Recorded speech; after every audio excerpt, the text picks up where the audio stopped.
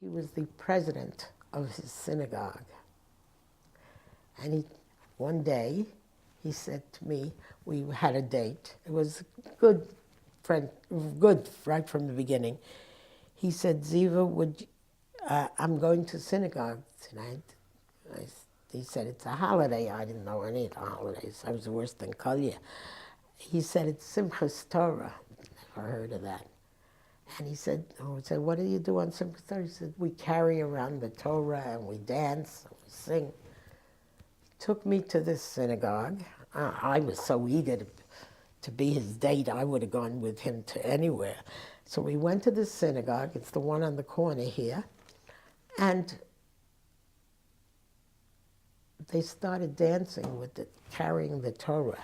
And I can see that he's standing there with the Torah, waiting to find me so he can hand me the Torah.